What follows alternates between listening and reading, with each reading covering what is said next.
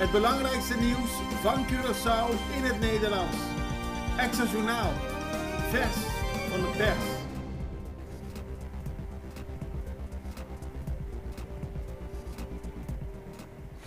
Welkom bij Extra Journaal. Fijn dat u weer kijkt. We hebben het belangrijkste nieuws op een rij voor u gezet. En na de reclame gaan we ook in op ontwikkelingen rond Klein Curaçao. En voor degene die het interesseert, het is deze week Museumweek. De Curaçao Internationaal Museumweek, ook op Curaçao. Daar besteden we ook aandacht aan. Maar we gaan eerst in op het belangrijkste nieuws van vandaag. De overheid tekent een MOU vanmiddag. De Curaçaose overheid, en in dit geval minister Rui Sandro Seintje van Economische Ontwikkeling, zal vanmiddag een Memorandum of Understanding tekenen met Proteus. Dat is een onderwater onderzoeksstation. Enkele jaren geleden werden de plannen bekendgemaakt van Proteus, want het is een onderwaterstation geïnspireerd op koraalpolypen dat wetenschappers in staat stelt om rechtstreeks vanaf de oceaanbodem voor de kust van Curaçao te verblijven en onderzoek te doen. Het is een groots project van de Fabien Cousteau Ocean Learning Center en is op de visie van Fabien Cousteau gebaseerd. Het station is gepland om binnen 3 jaar gebouwd te worden. Curaçao bevindt zich nu in de laatste dag van de Curaçao Export Week. Export, kennis, ontwikkeling van de economie, dat is allemaal belangrijk volgens minister Seintje en die wil er ook aandacht aan besteden en vandaag wordt die MOU getekend. Overval op Mambo. Gisteren ging een man naar Mambo toe. Het was warm, u weet het allemaal. Hij ging zwemmen om af te koelen en de gepensioneerde man liep daarna naar zijn auto terug. Hij werd daar overvallen door een jongen die later bleek in Coraspech woont. De telefoon, de sleutels, de portemonnee en de auto werden allemaal afgenomen van de man. Die met hulp van Politour snel daarna de misdaad, de overval, kon snel daarna worden opgelost. De man met de auto was naar Coraspech gegaan en daar kreeg de gepensioneerde man zijn auto, zijn sleutels, zijn auto allemaal weer terug. In die zin goed nieuws, maar het is wel vervelend dat mensen midden op straat bij Mambo overvallen worden. Onduidelijkheid over transport Hamiet. Er was onduidelijkheid, zo schrijft de Extra, deze week over het vervoer van bewoners van Hamiet. Dat is een instantie waar gepensioneerde mensen terecht kunnen komen die hulp behoeven. Er werd eerder deze week bekendgemaakt dat SVB niet langer de kosten zou vergoeden van vervoer van de bewoners. Uiteindelijk bleek dat toch anders in elkaar te zitten en is er weer duidelijkheid over. En kunnen bewoners die daar daadwerkelijk hulp nodig hebben, met de betaling van SVB daadwerkelijk naar het ziekenhuis en andere instellingen worden gebracht. In die zin goed nieuws. Agent voor de rechter wegens mishandeling. Een 45-jarige agent is voor de rechter verschenen omdat hij wordt verdacht van mishandeling. Hij zou na een inbraak bij Gomberts Koeling een wegrennende dief in de rug en in de benen hebben geschoten. Nadat hij de eerste keer had geschoten, wist de dief toch nog weg te strompelen en toen heeft de agent nog een keer op hem gevuurd. Volgens de rechter, of in ieder geval volgens het Openbaar Ministerie, heeft de agent daarmee tegen de regels gehandeld en is er 24 uur werkstraf geëist. De man zei tijdens de rechtszaak dat het al de 4e keer was dat er een inbraak was bij Gomberts Koeling en dat hij niet anders kon dan zichzelf verdedigen. De rechter neemt 3 weken de tijd om een uitspraak te doen. Werkstraf voor 18-jarigen met wapens. Een andere opmerkelijke zaak speelde zich af tegen een 18-jarige Curaçaoenaar. Hij heeft 200 uur werkstraf gekregen, mijn excuses. Hij werd aangetroffen in de auto met 2 vrienden en in het bezit van 3 verschillende wapens. Die wapens waren van zijn overleden opa. Hij zei dat hij de wapens meenam om zich te beschermen. Uiteindelijk moet hij dus 200 uur werkstraf verrichten en die straf is die manier uitgevallen omdat hij pas 18 jaar is. Caribbean Cinemas is open in de bioscoop bij Zambiel, die enige tijd leeg stond, of in ieder geval er werden geen films meer gedraaid. Worden vanaf nu weer films gedraaid en dat gebeurt door Caribbean Cinemas. Dat is een groot bedrijf dat in heel veel landen in totaal 68 theaters heeft, onder meer in Guadeloupe, Trinidad, Puerto Rico, Panama, Bolivia en nu dus ook op Curaçao. Communiefeesten, het was gisteren Hemelvaartsdag en dat betekent dat veel mensen naar de kerk gingen, maar ook om te vieren dat heel veel kinderen hun communie hebben gedaan. Veel kinderen hebben voor het eerst Jezus in hun hart gesloten en dat werd groots gevierd.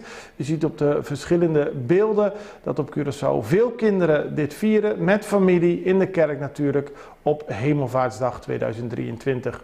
Dit was het belangrijkste nieuws. We gaan nu over naar de reclame. Subway, so meal of the day, teatrobe.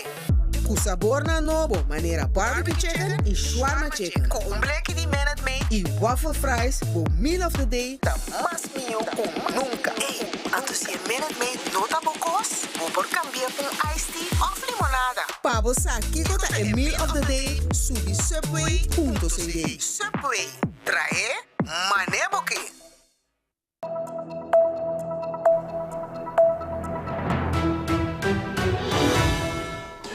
We spraken, even kijken, deze week, ja het is vrijdags, dus dan ben je soms een beetje in de war met de week. Maar we spraken deze week met Manfred van Veghel. Hij is van het bedrijf EcoSense en hij is verantwoordelijk voor het project Klein Curaçao. Daarbij worden stakeholders uitgenodigd voor informatiesessies over Klein Curaçao.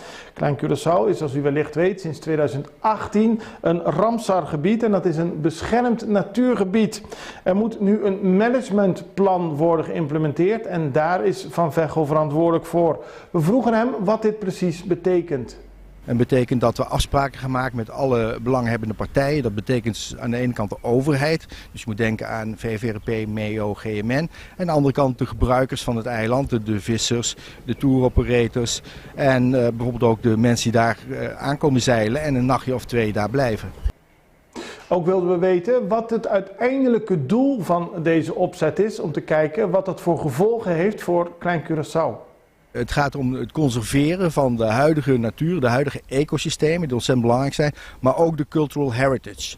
Dus er is daar een restante van zeg maar archeologische vindplaatsen, die moeten beschermd worden. Er zijn vogels, belangrijke broedkolonies zitten daar, er worden schildpadden gemonitord en die willen we eigenlijk zoveel mogelijk beschermen, zodat die kunnen genieten van het eiland, maar daarnaast ook dat de mens daar nog gewoon steeds kan komen. We gaan wel bepalen hoeveel mensen daar eigenlijk zouden kunnen vertoeven. Dus wat is de druk die het eiland aankwam, zonder dat de ecosystemen achteruit gaan en zonder dat de cultural heritage beschadigd wordt. Van Veghel legt uit dat heel veel toeristen die op Curaçao komen ook een bezoek brengen aan Klein Curaçao. Daarnaast wordt het ook veel bezocht door lokale mensen. Wat dat betreft is Klein Curaçao een positieve trekpleister voor toerisme en heeft het ook een heel positief imago, aldus Van Veghel. Het heeft zeker een positief imago. Je waant je eigenlijk weer terug in de tijd. Ja. Ja, want je hebt geen internet, je hebt geen zeg maar, stroom makkelijk bereikbaar. Je gaat je gang. Er zijn geen voorzieningen eigenlijk, behalve dan dat er een aantal touroperators schaduw hebben gecreëerd. En dat is toch wat mensen graag willen. De komende periode zullen er dus bijeenkomsten worden georganiseerd van alle mensen die te maken hebben met Klein Curaçao. Dat begint zaterdag 20 mei tussen 10 uur 's ochtends en 12 uur 's middags in Caracas Bay met de vissers. Daarna volgen bijeenkomsten met touroperators, de maritieme sector, toeristische sector en vrijwilligers.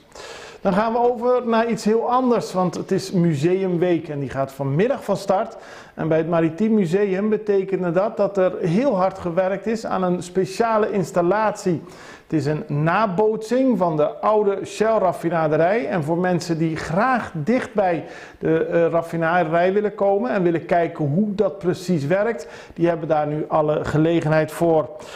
De persbericht van het Curaçao Maritiem Museum sprak dat de raffinaderij weer open gaat. Natuurlijk niet de echte, maar wel die in het museum. We spraken erover met Tamara Morena Vervuurt. Zij is de directeur van het Curaçao Maritiem Museum. En vroegen haar, gaat de raffinaderij weer open? Ja, klopt. Nee, we hebben inderdaad de heropening van, het gaat dus om een exhibition. De heropening van het model van de raffinaderij. Die stond vroeger in een apart gebouw bij het Maritiem Museum. En die hebben we nu in het museum zelf gebracht. Ja. En die is daarom veel toegankelijker voor elke bezoeker van het museum. En die past eigenlijk heel goed in de tweede verdieping die over de ontwikkeling van de haven gaat. Dus Tamara Moreno Vervuurt, en niet Morena, wat ik net verkeerd zei, die vertelt dat de heer Vos, voormalig Shell-medewerker, in zijn vrije tijd heel veel oude stoommachines van Shell heeft nagebouwd. Dat kunnen de mensen nu ook weer zien als ze naar de expositie komen. En op deze manier kunnen bezoekers er heel dichtbij komen. ja, klopt inderdaad.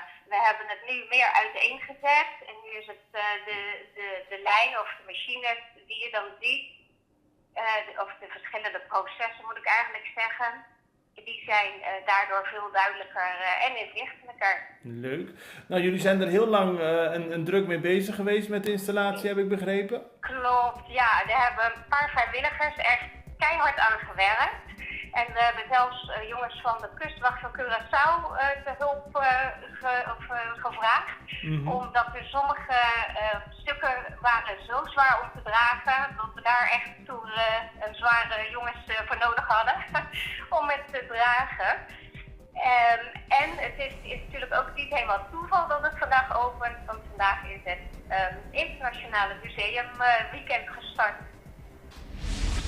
De expositie Steam for Oil is vandaag en morgen tussen 3:30 en 3:30 te zien tijdens het speciale museumweekend. Maar daarna blijft het onderdeel van de vaste collectie en kunt u een ander moment een bezoek brengen aan het Curaçao's Maritiem Museum. Zoals gezegd, dit weekend is het Curaçao Museumweekend. Voor alle informatie kunt u naar de website museumofcuraçao.org. Daar staat een hele activiteitenkalender en vindt u bijvoorbeeld ook informatie over een kortingspas. Als je meerdere musea bezoekt dit weekend, krijg je daarop korting.